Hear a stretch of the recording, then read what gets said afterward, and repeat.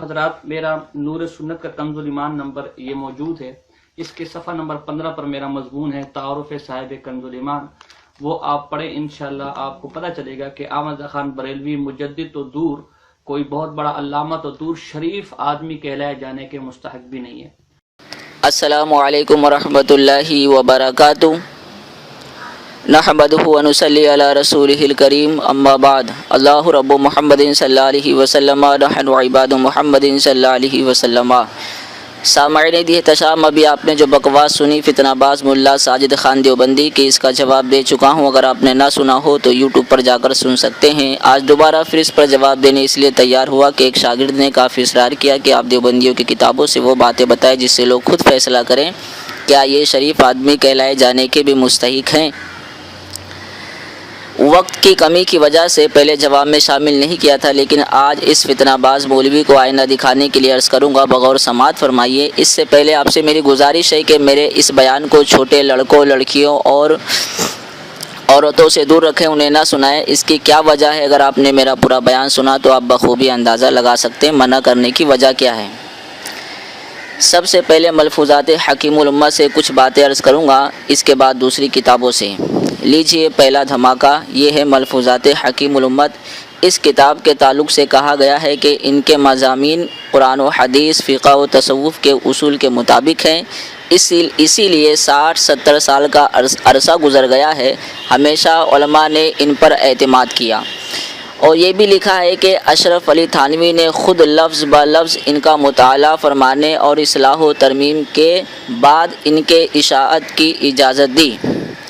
ملفوظات حکیم الامت ان کے نزدیک کیا ہے بتا دیا ہوں، اب پڑھیے۔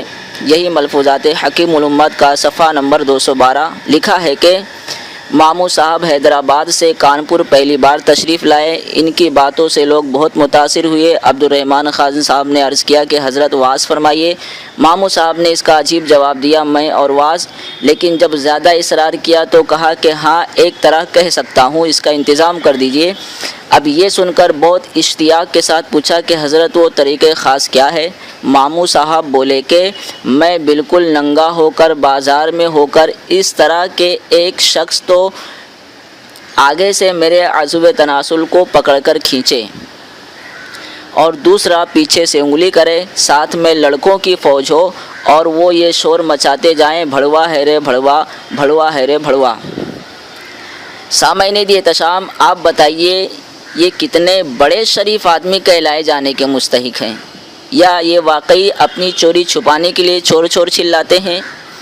جو کہے میں ننگا ہو جاؤں وہ ان کے نزدیک شریف آدمی ہے، جو کہے ننگا ہو کر بازار میں جاؤں جہاں مرد عورت سب ہوتے ہیں، پھر یہ شریف آدمی ہے؟ جو کہے پھر میرا سامان پکڑ کر کھینچو، ان کے نزدیک وہ شریف آدمی ہے؟ جو کہے پھر میرے پیچھے انگلی کرو، وہ شریف آدمی ہے؟ جو کہے یہ شور مچاؤ، بھڑوا ہے رے بھڑوا، ان کے نزدیک وہ شریف آدمی ہے؟ دیوبندیوں شرم تم کو مگر نہیں آتی؟ اپنے تو اپنے، غیروں نے بھی اعلیٰ حضرت کے علم و فضل، تقوی و طہارت کا لوہا مانا، اس کو یہ بدبخت مولوی ساجد خان دیوبندی کہتا شریف آدمی کہلائے جانے کے بھی مستحق نہیں ہیں۔ نجدیوں میں شرم کا کچھ بھی اثر نہیں ہے، اعتراض غیروں پہ اپنی خبر نہیں۔ اور سنیے ملفوظات حکیم الامت جلد نمبر 4 صفحہ نمبر 262 لکھا ہے کہ فرمایا میں ایک روز پیشاب کر رہا تھا، بھائی صاحب نے آ کر میرے سر پر پیشاب کرنا شروع کر دیا۔ ایک روز ایسا کہ بھائی پیشاب کر رہے ہیں، میں ان کے سر پر پیشاب کرنا شروع کر دیا۔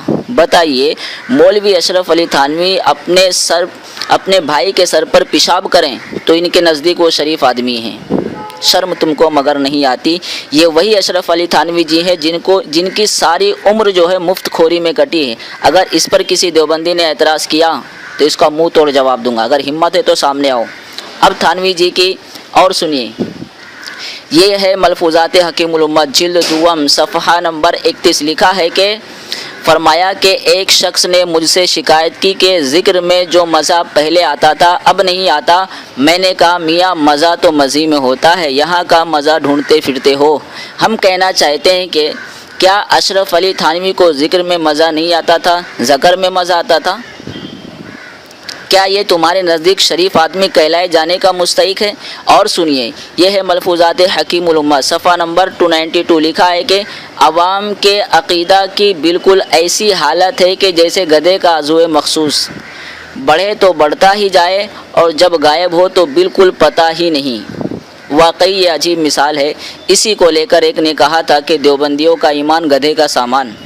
بتاؤ اشرف علی تھانوی صاحب شریف آدمی کہلائے جانے کے بھی مستحق ہیں؟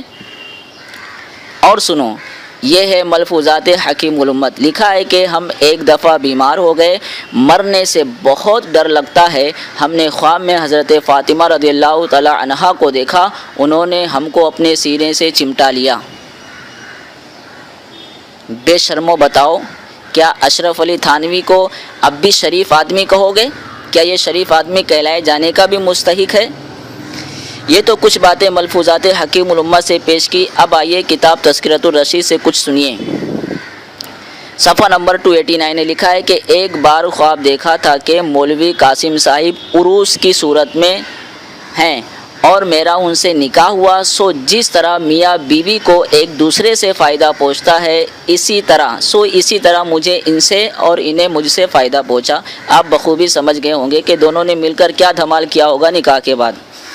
اب بات آ گئی تو گنگوئی اور نانوتوی کی ایک اور لو اسٹوری سن لیجئے آپ۔ یہ ہے ارواح ثلاثہ۔ اس میں لکھا ہے کہ ایک دفعہ گنگوہ کی خانقاہ میں مجمع تھا۔ حضرت گنگوہی اور حضرت نانوتوی کے مرید و شاگرد سب جمع تھے اور یہ دونوں حضرات بھی وہی مجمع میں تشریف فرما تھے کہ حضرت گنگوہی حضرت نانوتوی سے محبت آمیز لہجہ میں فرمایا کہ یہاں ذرا لیٹ جاؤ۔ سنتے جائیے اب، کہتے ہیں یہاں ذرا لیٹ جاؤ۔ حضرت نانوتوی کچھ شرما سے گئے، مگر حضرت نے پھر فرمایا تو مولانا بہت ادب کے ساتھ چت لیٹ گئے۔ حضرت بھی اسی چارپائی پر لیٹ گئے۔ اب یہ بھی اسی چارپائی پہ لیٹ گئے جس پر نانوتوی صاحب لیٹے تھے۔ حضرت بھی اسی چارپائی پر لیٹ گئے اور مولانا کی طرف کو کروٹ لے کر اپنا ہاتھ ان کے سینے پر رکھ دیا، جیسے کوئی عاشق صادق اپنے قلب کو تسکین دیا کرتا ہے۔ مولانا ہر چند فرماتے ہیں کہ میاں کیا کر رہے ہو، لوگ کیا کہیں گے؟ حضرت نے فرمایا کہ لوگ کہیں گے تو کہنے دو۔ ہم کہتے ہیں آخر نانوتوی نے ایسا کیوں کہا؟ بتائیں ایسا کیوں کہا کہ میاں کیا کر رہے ہو، لوگ کیا کہیں گے؟ ایسا کیا کیا تھا اس نے؟ اس کا جواب چاہیے۔ بتاؤ مولوی ساجد خان دیوبندی لعنتی، کیا یہ دونوں شریف آدمی کہلائے جانے کے بھی مستحق ہیں؟ نوک خنجر کی عبارت پڑھیے تو صحیح، خون کے دھبے بتائیں گے قاتل کون ہیں۔ اب یہیں پر اپنی گفتگو کو ختم کرتا ہوں، زندگی سلامت رہی تو اس کے بعد بھی بتاؤں گا۔ ابھی بہت مواد ہے ہمارے پاس، بہت سارے حوالے ہمارے پاس، ہم پیش کر سکتے ہیں انشاءاللہ اور پیش کریں گے اللہ تبارک و تعالیٰ کی دی ہوئی توفیق سے۔